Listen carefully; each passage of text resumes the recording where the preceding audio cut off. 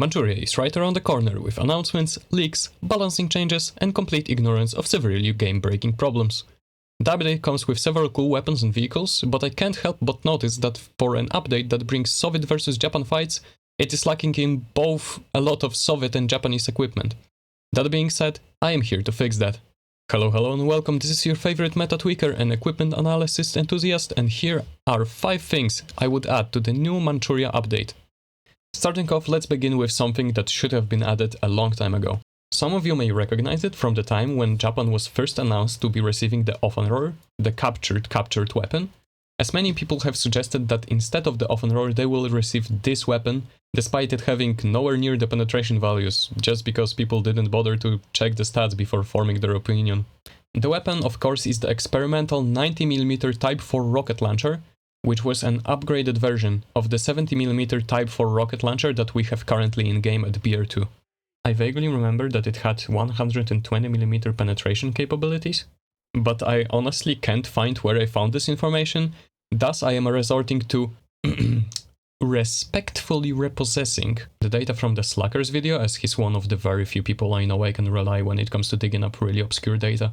I highly recommend watching this video yourself, as it has a lot of cool suggestions, including alternatives to my suggestion at number 5. Hi, I'm just hopping in to say that as I am recording this video, Slacker has actually dropped another video about things he thinks that should be added to the Manchuria campaign, and it actually covers the 9cm Type 4 rocket launcher as one of the suggestions. I didn't plan on this, but I guess it really shows that certain suggestions were on this community's mind for quite a time, and might give the devs the better idea on what suggestions should be implemented. For the sake of camaraderie, I am putting his new video in the description as well, especially since it contains also a few suggestions that I don't mention here, including some cool stuff for also German and US tech trees. Without further ado, let's continue with the video. The 9cm Type 4 would be an amazing addition as BR3 Japan rocket launcher, as currently Japanese just don't have one. It might come as a bit lackluster with its 120mm pen, but it's relatively close to the M9 bazooka with 129, and is definitely an upgrade over the Type 5 launcher, or as I call it, the pipe, with its complete lack of sights and 100mm pen. Next up on our list is something that I really want added to the Soviet tech tree, as it would greatly help them deal with tank-to-tank combat, and what I think is almost essential, had they not had gongo-broken weaponry, but nonetheless I think it's high time it's said out loud. The T-44-100 is a Soviet heavy tank that would fit perfectly in the BR5 battles. As many of you probably know, the IS-2 has a great issue with its 122mm cannon. While the cannon wields devastating power, the reload on this thing is abysmal, making it a waiting simulator and bringing soul-crushing pain every time you miss your shot. All these issues are resolved by the usage of 100mm cannon, found on both T-34-100 and Su-100, with less explosive potential but much better reload times. All of this firepower is put on a bit more armored hull of a T-34, which is comparable in terms of armor to the King Tiger, which greatly equalizes both armored forces and finally shuts up Soviet mains crying about King Tiger being some kind of an indestructible object. In terms of protection, both Hori Production and King Tiger have decent amounts of penable surface against the T-44, requiring them to actually aim for the weak spots, similarly to how you want to pen the cheeks on the IS-2. Funnily enough, the T-34-100 actually has more penetration compared to the IS-2, which is a really nice addition because the 205 pen on the IS-2 APC-BC shell would make the encounter look something like this.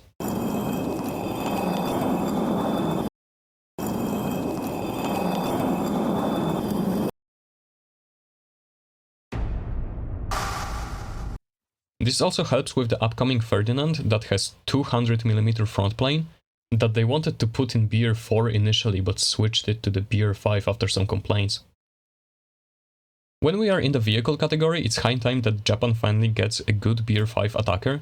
My philosophy in this category is that the great BR5 attackers are essentially just heavy fighters, trading some of the flying stats for a bigger bomb load. And I think there's no better suggestion than the Key 94-2, that wields 2 30mm cannons and 2 20mm cannons for some decent air-to-air performance as well as strafing capabilities. On top of it, it carries 2 times 250 kg bombs, allowing it for some good air-to-ground impact even against heavily armored targets. Its flying stats are pretty similar to the US P-4728, giving Japan a really nice combo of planes to use against the insanely strong Meteor plus P-37 duo.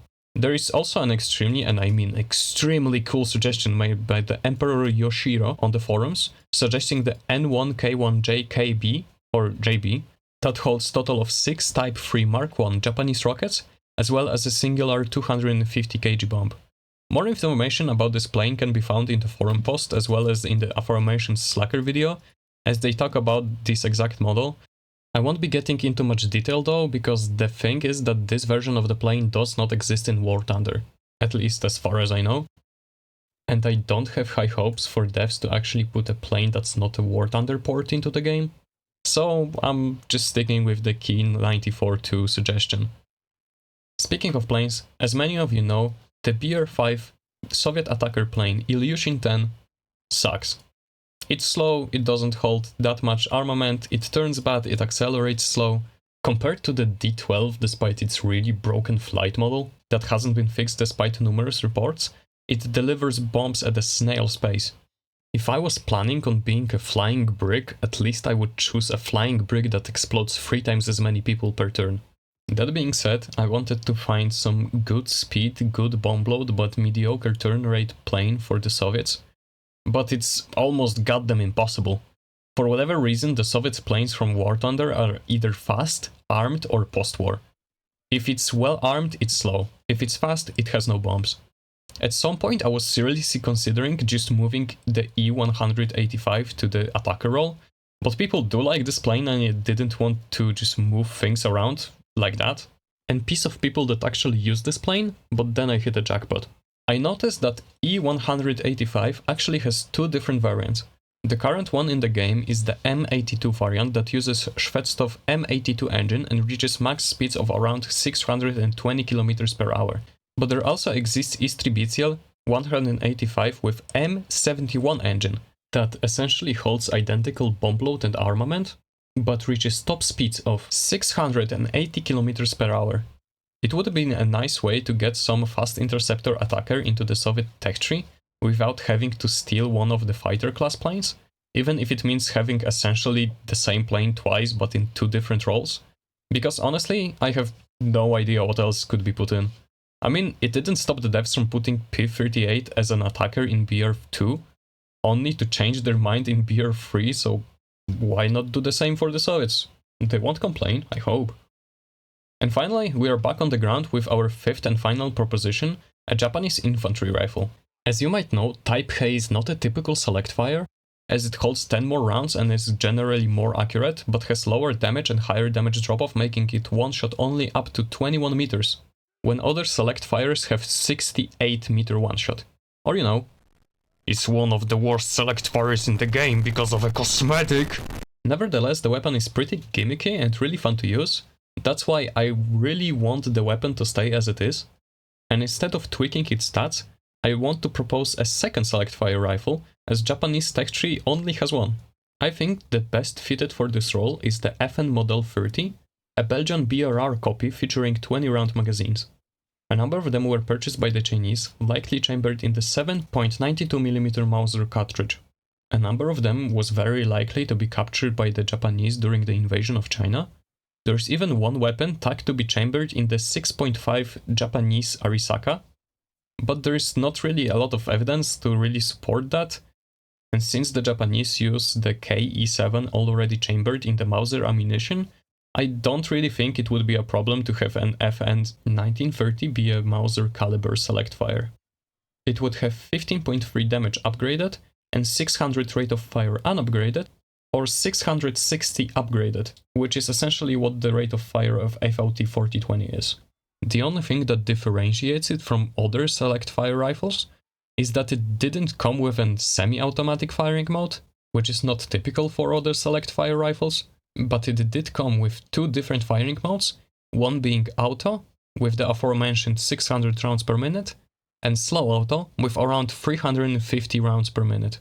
I think it would put a really fun twist on this gun, while making it more typical in terms of damage to other select fires, being the standard 15.3 damage and 660 rate of fire, but it would be still in some form unique from the other nations, with the slow auto mode actually helping people with tap firing the weapon to simulate the semi-automatic setting.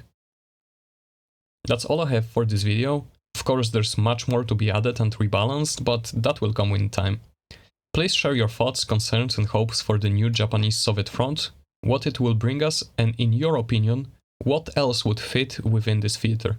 I'll see you next time with more nerding out about numbers nested in the video game files, and until then, take care. See ya!